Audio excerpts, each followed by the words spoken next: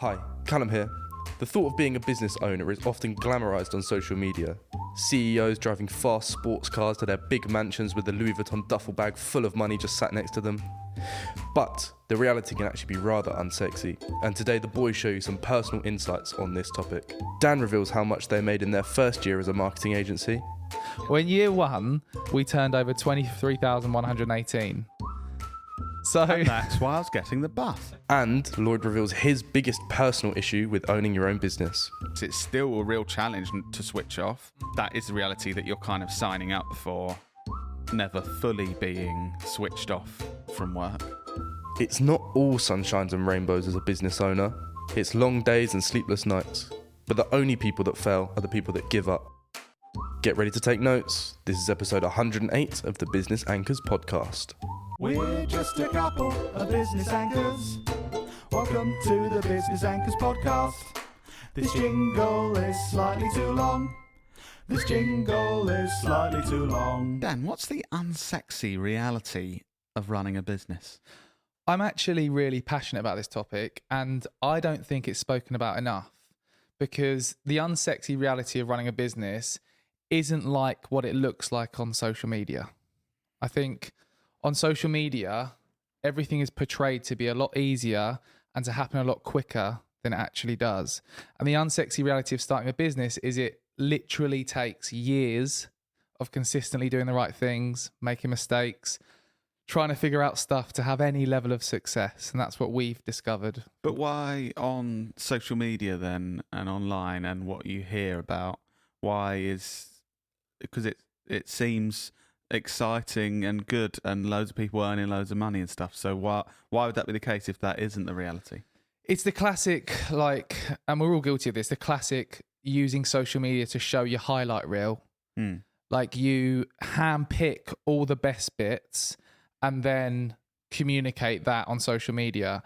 And I guess these kind of unicorn businesses that have, in their first year turned over £600,000 or grown from 1 to 10 employees in 3 months, those stories are exciting to read and lots of people will engage with them. And then they get a lot of awareness and exposure. And then to the normal business owner, it looks like, oh my God, everyone's doing that. When really it's because they're the exciting stories. What wouldn't be exciting is John, the plumber, who spent 3 years on his own trying to grow his business, not really growing it, and then eventually taking on Stuart, the apprentice, in year 7 and earning an okay amount. And I suppose, I wouldn't have been... So back in 2016 or whatever, I wouldn't have been posting online. Just missed the bus to work because I can't afford to run a car. Now I'm going to sit in a little room with my brother and probably argue quite a bit. And not really do much good work because I'm still learning. Exactly. Yeah. The funny thing now, though, that with social media is it's kind of flipped on its head that, I don't know if you saw this week, the crying CEO post went viral. Did you see that? It's very recent. Crying CEO? Yeah, on LinkedIn, a CEO had to let his staff go and he did a selfie of him crying and did a post about it and it went viral. But the opposite now of being vulnerable and sharing all the shit bits is actually what people are now doing to get views and stuff, which is interesting. Okay. But I was just going to say, is that genuine though? Well, no, this is why it's gone viral, because lots of people are saying rather than trying to help his employees that he had to let go by trying to get help, he's just talked about himself and how upset he is. And everyone's like, yeah, that's what I kind a bit of a dick move. Yeah. It's like, look, I'm crying. I'm the victim here. But you've still got your job. Yeah. Obviously, if it was genuine and he's genuinely upset, fair enough for showing emotions. I think that's good. I guess that's the hard thing sometimes with social media. On the other side, it's then the trying to get attention from the opposite of that, rather than it being genuine. Yeah, I think it's difficult because you don't know the intent behind it. So it's difficult to say he's a shit person because he could genuinely be upset and this could be his cry out for help, and he's got, troubles that he needs help with, and also that a lot of people are saying the whole men should show emotion, but this guy showed emotion, now everyone's slating him. Yeah. But anyway, it's unknown what his intent was, but I guess he was upset and he just thought, right, I better set the camera up, put it on a tripod, film myself, make sure this angle looks good, post it on LinkedIn. There was a few good parodies of like talking about if he took the selfie of him crying, but it didn't quite look right. So he had to imagine him like deleting it and taking another selfie of him crying at a different angle. It'd be like, oh God.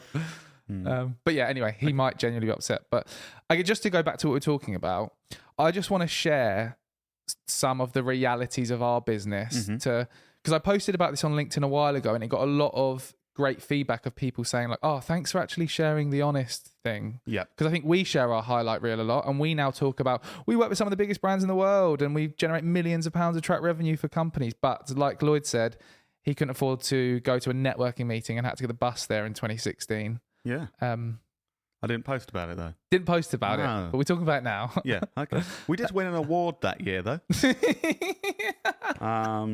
I found... also, I got a phone call from a very well-known marketeer who's had a huge business who wanted us to invest millions in his next project when we were turning over like 20 grand. Yeah. Interesting. But yeah, so the realities of running our business, this is just the cold, hard truth. So for the first 3 years of running our business, we were working from our parents' spare room and we didn't hire anyone. Our growth was fairly flat. If you look at it in the grand scheme of things, our revenue was fairly inconsistent. Very inconsistent, I would say. It was like a roller coaster pretty much, wasn't it? Lots of highs and lows. Oh, yeah. Well, mediums and lows. Yeah. We hadn't really figured out what our unique proposition was to the world. We did loads of stuff. We built websites. We created content. We did training. We did everything that anyone would want us to do to pay us, basically. And we didn't really have a marketing budget for what we were doing. So that was the first 3 years of running our business. Eventually, though, after those 3 years, we hired our first employee and then started to focus on delivering great work for our clients. And all those lessons we learned from doing some shit stuff for the first 3 years and making mistakes and some good stuff then helped us to start to hire a team and to get to where we are now, where now the highlight reel of we've got around 10 full-time employees, work with some of the biggest brands in the world, track millions of pounds of revenue from the ads we make. But it's been that shit 3 years, not shit 3 years. It was. I suppose we should be clear as well that it's not like, oh, that was hard when we started and that was the reality, but now everything's perfect. Because the reality, I think, of any business is that there's good and bad things happening constantly. Like we, a couple of months ago, we lost a staff member that went off for a different job that I thought was really good and doing a great job. So obviously that's not a good thing to deal with. Yeah. And like we've currently got a client that just isn't responding to us when we're trying to do the work on the project. Like there's always things, I think, in every business that aren't going perfectly or challenging. And so I suppose I wouldn't want this episode as well to be like, oh, it used to be like that, but now we're perfect and one day you can be perfect. Because I think the reality is that constant balance, and there's always underperforming people and overperforming people, including me and you, Dan. Like sometimes we're underperforming, sometimes we're overperforming. I'm mainly overperforming. I'm mainly under.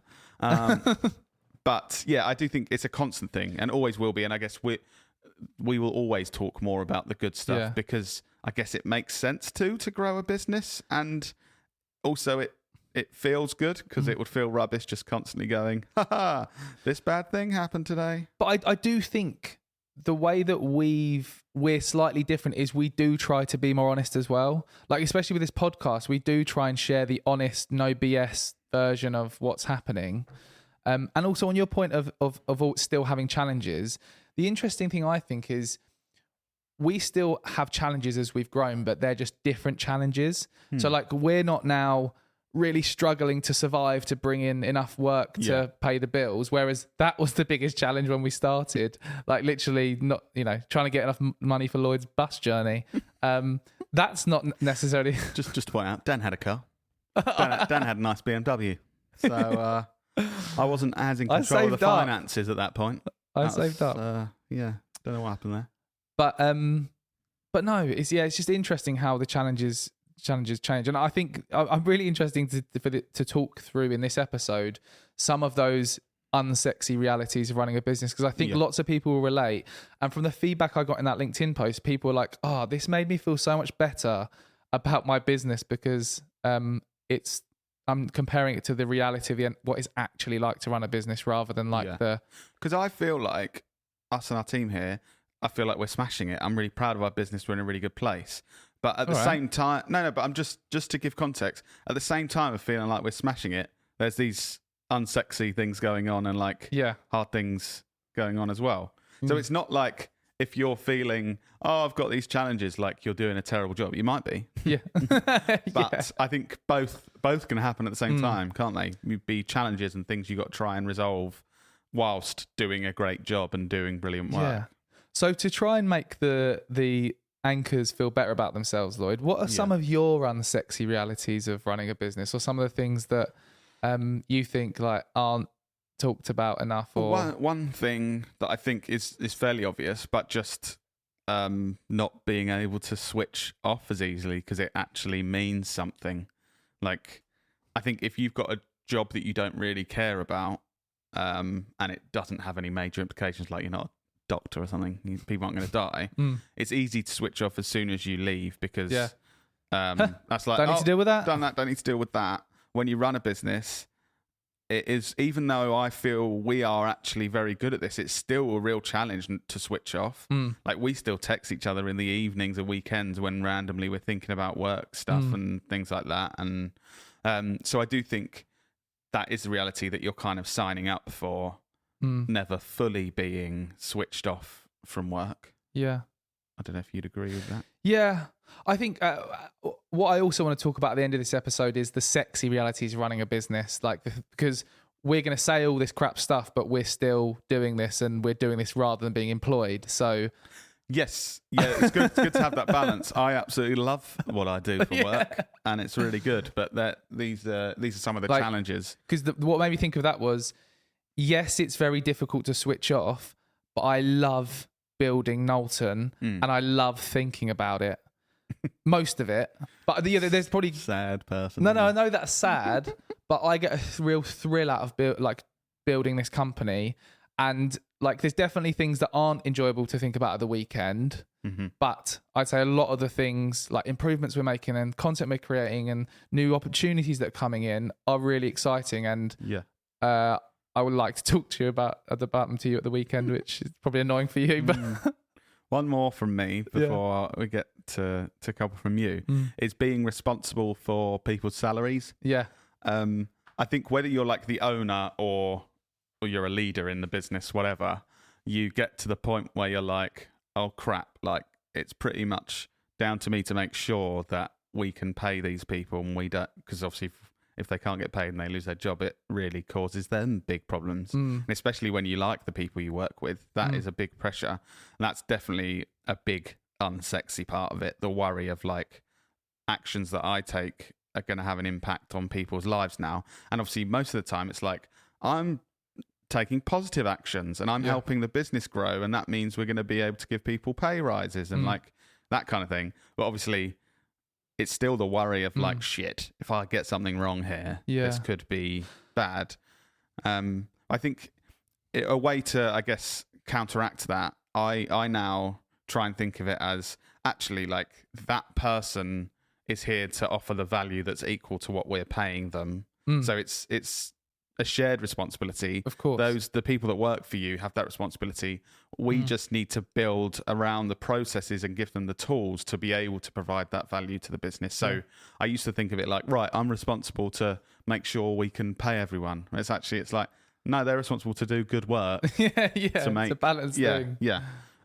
So that gives it a bit of balance, I guess. I think something else about hiring people, which I feel like is a challenge. It's probably more of a challenge for you because you're more CEO role that manages our team, but trying to strike the balance of like being friends with your team, and when there's decisions you need to make that like are difficult, or like I don't know, it's probably you more than me because I'm like the cool mate of all the team and everything, and Lloyd's like the annoying. I'm not the cool mate. But it was something that I remember Luke from Sleeping Giant Media said to us a while ago, that you get to a certain size and then you can't be best mates for when you have to make decisions and stuff. Yeah. I remember him saying that to me. It's like once you get past 5 or 6 people, there is a bit of a weird separation. Like, you're not just a group of mates anymore. There is a bit of a separate, like they're mates and then you're there, which I kind of feel like sometimes. But I understand that, and you know, it's fine. And I'm really lucky. I really like everyone I work with. But I do think that, and that makes it very hard for difficult conversations.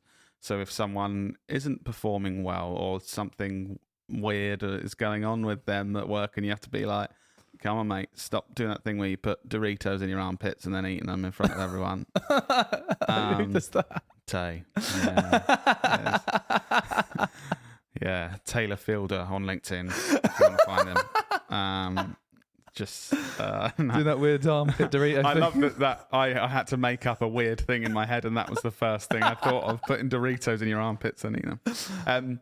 That does make that harder, 100%. But again, the other side of it, when you're having good conversation, you're saying you're doing brilliant work and we want to pay you more, or like we want to promote you, or we've got this amazing project that we want you to take the lead on. That's the other side of it, I guess. Yeah. I think that still the main sort of unsexy part of running a business for me is reinforcing what I said at the start, is that it takes way longer than you initially think to have the level of success that you're expecting. Yeah.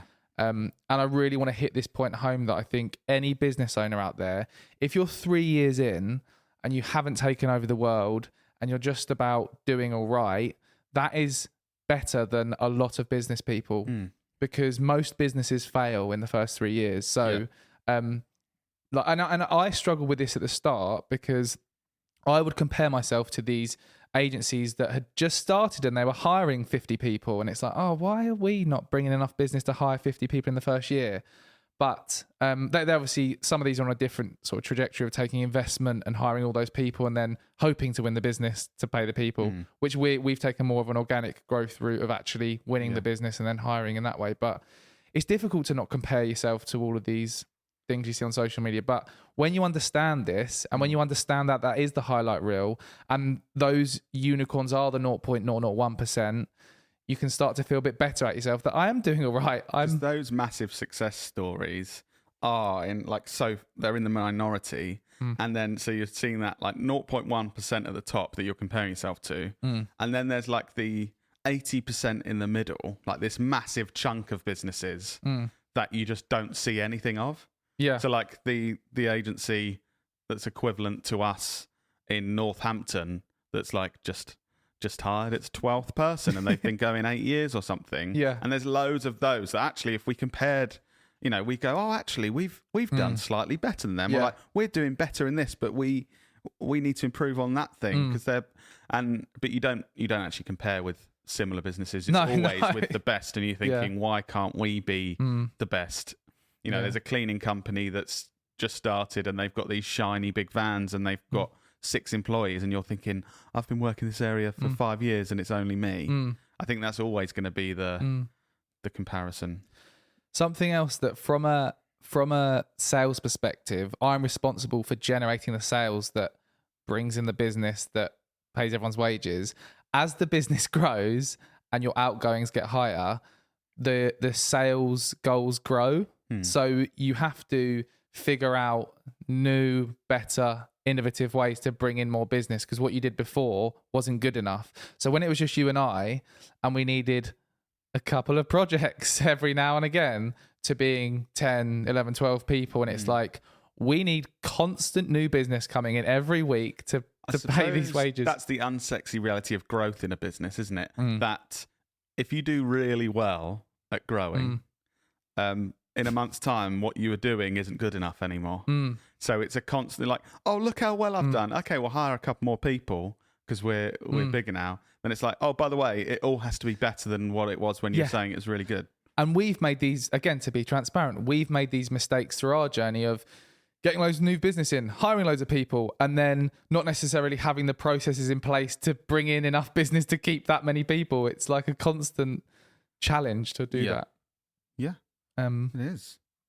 But yeah, I think there's a lot to think about when you're growing a business, and hopefully these are some of the kind of unsexy realities. But what about the sexy realities, Lloyd?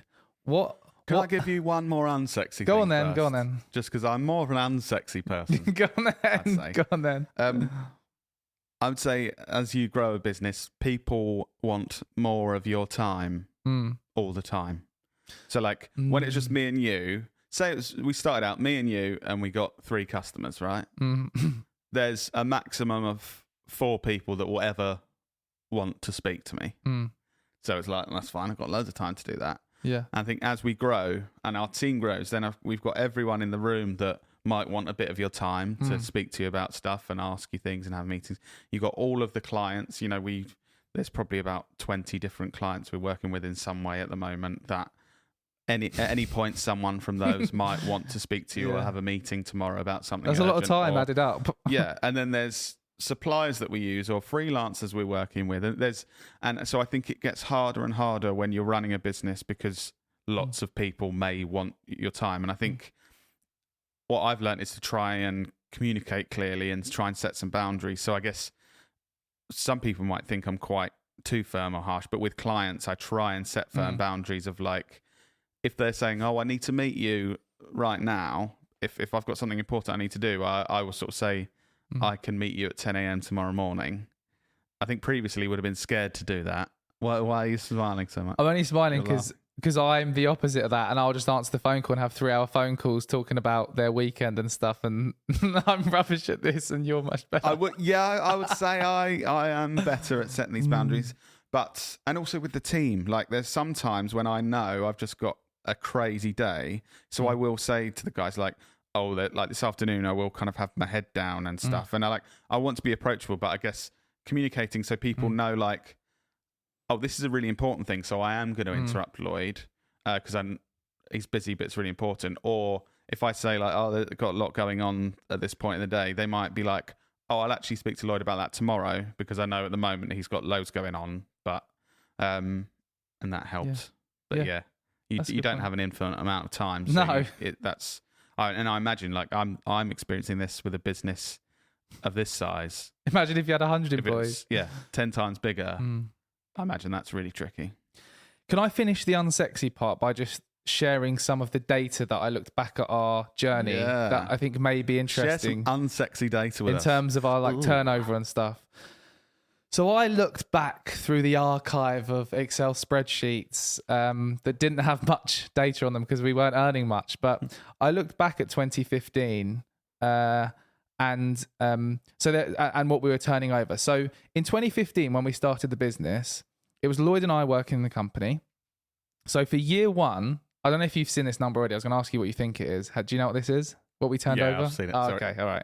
Well, in year 1... imagine we got to pay both of our wages, all the costs of running a business. We turned over 23,118. So and that's why I was getting the bus. yeah, and that was turnover. Profit, we didn't even work out profit. This is one of the, right. We're sharing the like shit things. We realised like over a year in that we weren't really looking at if we were making a profit or a loss. We were just kind of trying to survive, but we kind of at one point were like, so we turned over that much. And I think, I don't know whether one of us asked the other one or like Dad asked us or something like, so have you made a profit? What's profit? I'm just kind of like, oh, I don't know actually. No, probably not. And we also didn't look at any costs in the first year. We were just looking at how much money was coming in, but didn't look at any money going out. So absolutely ridiculous. Yeah, that was. So year 1, we turned over £23,118. It took us until the 18th of September 2018, so that's 3 years past that, to be in a position where we were earning enough to pay ourselves properly and to make our first hire, which was our cousin. I look back at a Facebook post from 2018 and it was the picture of us with our cousin, like, oh, we've hired our first person. Yeah. So it took us that long to be able to feel comfortable enough that, we've got just about enough money coming in so that we feel all right. Now let's bring on the... And we didn't have the trust, I guess, in ourselves or the business to hire someone we didn't know. I don't know if you can take your mind back to that, Dan, but it's kind of like, well, we can't I mean, and again, this shouldn't be done, by the way. When you employ people, you're supposed to go through the official processes.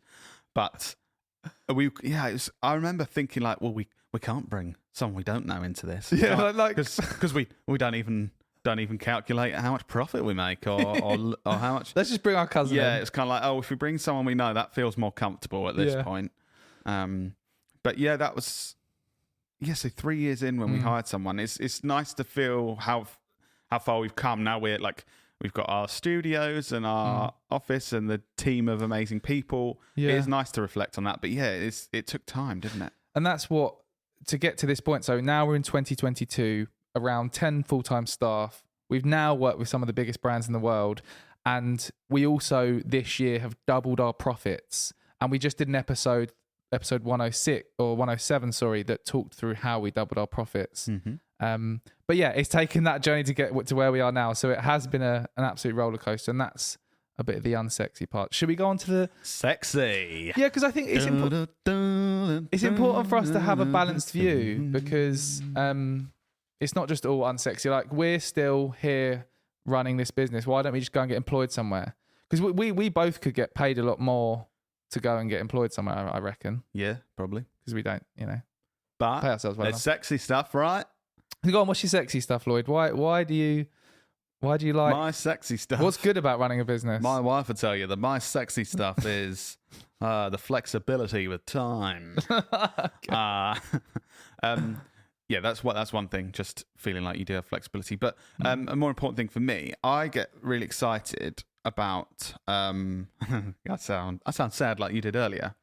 Like, being able to build a team around you. I feel like we can achieve things that there's no way I could have achieved on my own, because we've and it feels like building an extension of you, and so now we've got like this gear and great people and stuff, and it's like, as a group of people, we can achieve really cool things and do really great work that I could never have done when you were using Cyberlink Pro to edit your videos and had like a crappy DSLR. Yeah, that didn't even shoot in HD.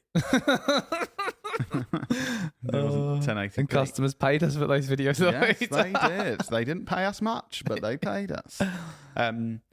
So that's a massive thing for me, and it feels like kind of infinite potential, I guess. If you think of what you could do on your own, there's always going to be a limit, like a hard limit of, this is how much time I have, these are the skills that I have the time to develop. But with building a business, it feels infinite for the potential, and that's exciting to me. Yeah. And sexy. Ooh. That is sexy. I think my most sexy part, or the thing that I love the most about this, is the fulfillment I get from feeling like I'm building something that's having an impact.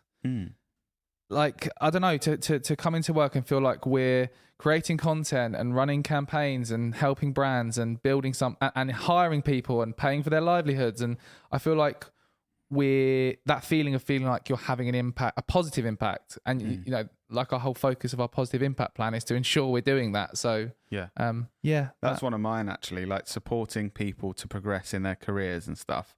That feels really good, being able to be a part of that. And obviously, like, we won't get it exactly right every time, but I do feel like we're managing to put people in positions where they can really develop, and they might be with us for the next 20 years, or they might be with us for the next 6 months, but like helping them improve and learn and stuff. I think I get a really good feeling seeing them do good stuff, which I never thought I would have, but like when you see people doing good stuff and you're like, that was really good. Yeah. Any other sexy parts of running a business, Lloyd? Well, I don't really want to describe it as sexy, but working with you is being able to work with my brother is a good part. Yes. I don't really want to think of it as sexy in any way. But having that freedom, like, it would be very lucky if we found an employer that was like, we'll hire you and your brother, you weirdos. So that's brilliant for me. I think we would never be able to spend this much time together. No. Well, our bosses would find it weird, wouldn't they? Like, why is your brother here again? He works somewhere else. So that's really good. And I think outside of that, like, where we have control over who we hire, it's being able to work with nice people. Like if you're employed by someone else and someone else doing the hiring, You could be working with the right knobhead. yeah, but actually having control and then coming into work like, oh, I like these people in this room. This is good. Yeah. I think is something that I don't really think about until I was reflecting on what's really good about running your own business. Like if someone's horrible and an absolute dickhead, like we do have the ability to be like, can you stop coming here now, please? Because it's making it not nice for everyone. Yeah. Yeah. Nice. Any more sexy things? Just a couple more for me. I love the feeling of when a new client puts their trust in us and says they want to work with us. Get a right big dopamine hit off of that. All the hard work. What are you going to say then? Get a right big dopamine hit. Of pitching and all the work that goes into that, and then convincing them, you should work with us, and then they choose to work with us. That's really good. Also, getting the feedback from clients when they say really nice things about our work. That always feels good, doesn't it? Or if they're like, oh, your team is so good. Yeah. And I'm like, yeah, they are. Yeah. So I think there's lots of good things. I think that's why we are still doing this and still get a lot of enjoyment out of doing it. But at the same time, I'm glad we've shared that unsexy stuff, because hopefully people will relate to that. And if you're, like I said, in the third year of running your business and just getting by, then you're like most other businesses. So don't feel bad. Don't be too harsh on yourself. There will be sexiness to balance the unsexiness. Yeah. So that's it, really. Nice. If you've enjoyed this episode, please do tell people about Business Anchors. Can you please do a post on social media and talk about it and share it with your friends? It helps more people listen to the podcast, and hopefully it's useful and, spreads love. Yeah. Are you going to announce the competition? Oh, yeah. Sorry, I forgot about that. Yes. So... It was weird because you literally said we need to do this, and then you acted like you didn't know what we're talking about. Exciting. This is the most exciting part of the episode. Yeah, you clearly are excited. Yes. Yeah, you totally remembered. Our wonderful sponsor of the podcast, Adobe Express, are giving away 1 year's premium access to Adobe Express. And I want to share with you how you can enter that competition in a minute. Before we do that, Lloyd has come up with a really creative way to communicate some of the things we love about Adobe Express. So sophisticated, yeah. We tasked Lloyd with coming up with something creative to talk about what he likes about Adobe Express. And go on, Lloyd, tell us how you're going to do this. So what I've done, when you're at primary school and every autumn, I feel like it was, they made you write autumn down the side of a piece of paper, and then you write a poem where you start with A, U, T, U. Do you know what those poems are called? Oh, no. Do you know what they're called? No. So I've done one of those for Adobe Express. Okay. This you ready? How sophisticated are... Are you ready for my performance? Yeah, go on. So exciting. Yeah, go on. Adobe Express.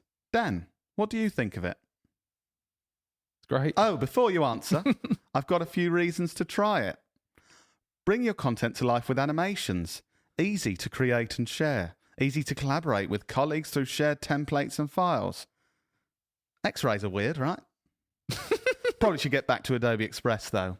Royalty-free photos. Every font you could ever need. Standout photo effects to be applied in seconds. Seriously, you should give Adobe Express a go. Oh, you are so immature. Is that a good poem, or was that a good poem? That's brilliant. X-rays are weird, aren't they? I have to say, yeah, I struggled with the X. But I don't think anyone noticed. So hopefully you enjoyed that, which segues nicely onto how you can win a 1 year premium subscription of Adobe Express, which is simply by commenting on this video. And we will randomly pick. I know that, like, Lloyd, don't look at me like that. What if they listen to the podcast? Listen to me. Listen, I haven't finished yet. Okay. Listeners of the podcast, we post video clips of these across our social media on LinkedIn, Instagram, TikTok, Facebook, any of those places. Just comment underneath this video. You can say whatever you like. And we will randomly pick someone from the comments to win that 1 year subscription. So is that all right, Lloyd? That's all right. I was just thinking X-rays are weird, right? Yes, they are weird. Yeah. Don't know what happened there. Why did we both go silent? I thought we'd finished. Oh, okay. Are we? No, we usually finish with see you in your ears next week. So now we're finished. Done.